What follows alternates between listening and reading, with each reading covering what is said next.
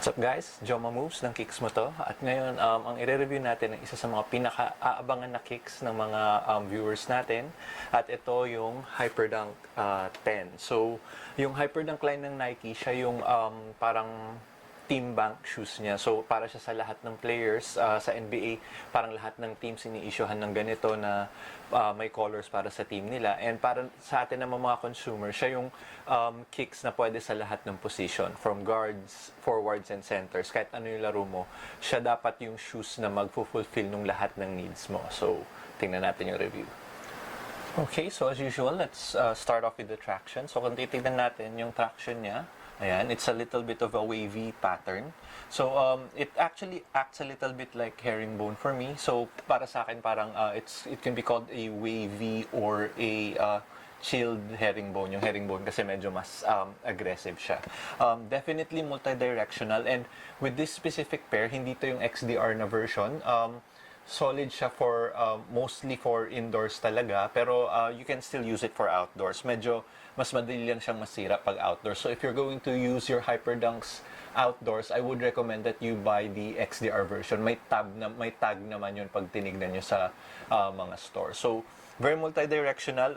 I did not need to wipe a lot. Hindi siya nagkla-clog ng dust. Kung makikita nyo, medyo madumi pa nga siya and it doesn't really clog in a lot of dust. And yun, works very well.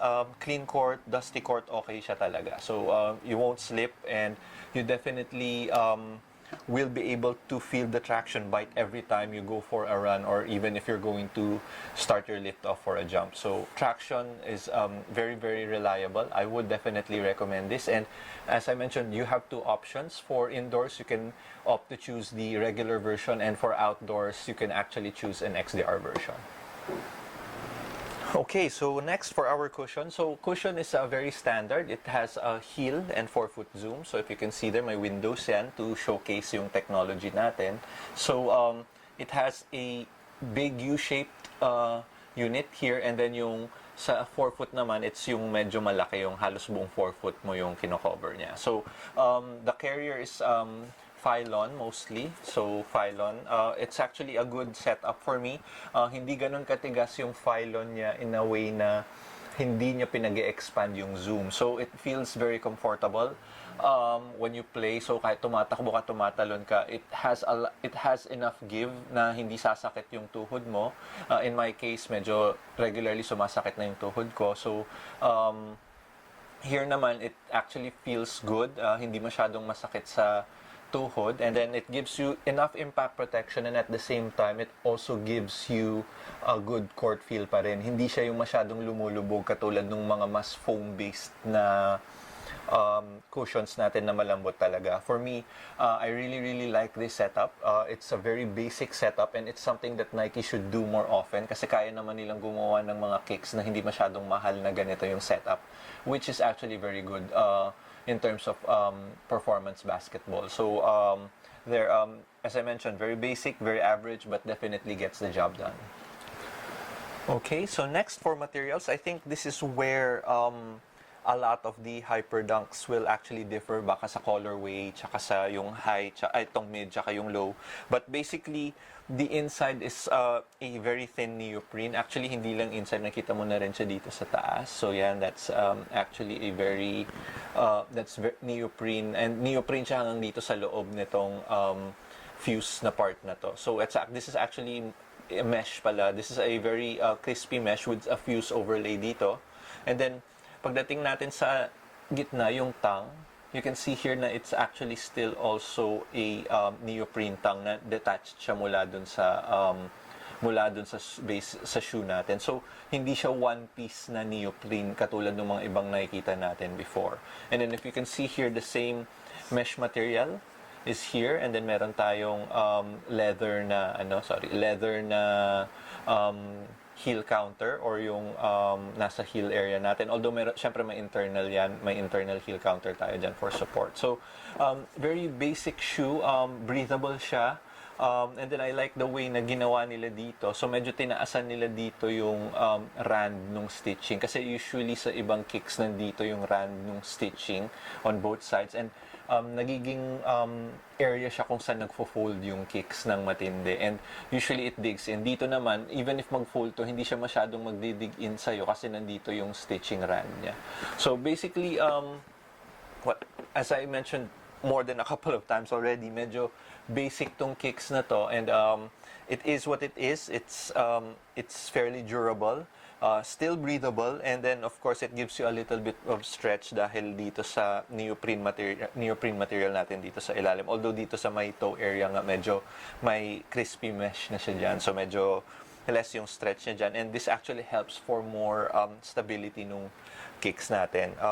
Basically, I enjoyed it. I really feel na one-to-one fit yung style niya, yung feel niya nitong materials natin, and at the same time, if makakita mo, yung simula ng lacing system natin, hindi siya traditional kasi parang medyo may pagkabuti yung harap. So, meron lang tayong, hindi na flywire to, meron tayong mga parang cables dito. And then pagdating dito sa may bandang taas, medyo mas traditional na yung lacing system dito kasi fino-fold in na niya tong part na to. Medyo nakahiwalay kasi yung tang natin pagdating sa taas. So hindi siya yung one piece na parang medyas na kailangan puro cables lang. So the fit is very good, and I really enjoyed yung pakiramdam nitong kicks na to when I'm using it to play. Okay, for our fit and support, definitely go through to size. This is my regular Nike size 11. Tama-tama yung fit niya sa akin. Even here, konting sikip lang, okay na siya sa 4 foot. So, in that end, yung wide footers might want to fit it muna sa store. Available naman yung Hyperdunks natin sa halos lahat ng store. So, you have an opportunity to fit it even if you want to buy it online. Punta ka lang sa isang store and mag-fit ka. Makikita mo na yung fit mo doon. But generally, go 1:1. So, if you're a regular 11 or regular 10, go to your regular 11 or your regular 10. And then for the support features, that's one of the things that I also love about this shoe. Lahat ng basic support features na gusto ko meron. So, unang-una sa lahat, meron tayong heel counter. So, may internal yan. And then they also have this designed leather heel na counter dito sa may heel natin. So, this actually comes from, I think, the Hyperdunk 2011 or 2010, if I'm not mistaken. So, this design actually came from one of the older Hyperdunks. And then here sa gilid, so if you can see here, wide base yung sa may heel natin, it has a very hefty outrigger, which I really like. So pag ginanyan mo, makita mo rin, may outrigger ka na makapal dito.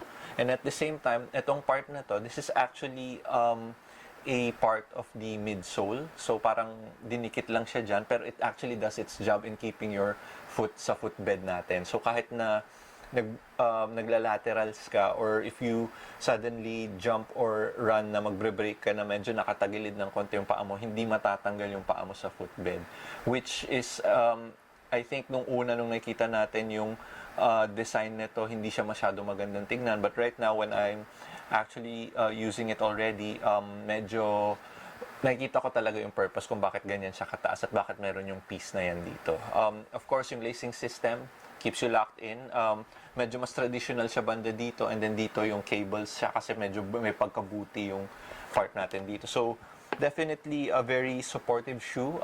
As I mentioned, it actually caters to all kinds of players. So, talagang lahat tinignan nila kung ano yung kailangan ng mga players natin, which I think is one of the things that Nike should actually always do with a lot of their team shoes or yung mga models nila na hindi signature. So, they're very supportive shoe. Unfortunately, yun nga, dahil dito sa part na to, makita mo medyo may separation na siya dito dahil medyo mataas nga siya. But I think that's okay. Trade-off na yan nung kicks natin. So, there you have it. Very supportive shoe. For me, I would prefer yung mids kasi nga medyo mas I've had issues with my ankles before, and medyo sa loob na rin ako naglalaro. So, mas preferred ko talaga tong version na to. But of course, if you want na mas free yung pakiramdam mo, you also have a low version that you can also try. Okay, so there's our review of the Hyperdunk 10. Katulad nung sinabi ko, basic siya, average siya, but that's not a bad thing. And of course, for me, it's a very solid and reliable shoe. Mula sa traction, sa cushion, and yung materials niya, very, very reliable. And of course, it gives you a lot of options kasi when the season starts, mas marami pang colorways yung lalabas at meron tayong mid tsaka low na version niya. And of course, para dun sa mga naglalaro outdoors, meron din tayong XDR na version, yung mas durable yung rubber outsole niya. So yun, yung itong mid actually retails at 6,745 pesos and the low version is 500 pesos cheaper at 6,245 pesos. Mahanap nyo siya sa kahit saan, mula sa Toby's, sa Titan, sa Nike, Athlete's Foot, Planet Sports, halos lahat nagkikerry nung Hyperdunk. As I mentioned, it's a team shoe and it's actually meant to be marketed for everyone, sa lahat ng consumers. So, there you have it. I hope our review actually helps you if you were looking to purchase your Hyperdunks, kahit low pa man yan or yung mid. And I hope you enjoyed the review. So, thanks a lot guys and peace out.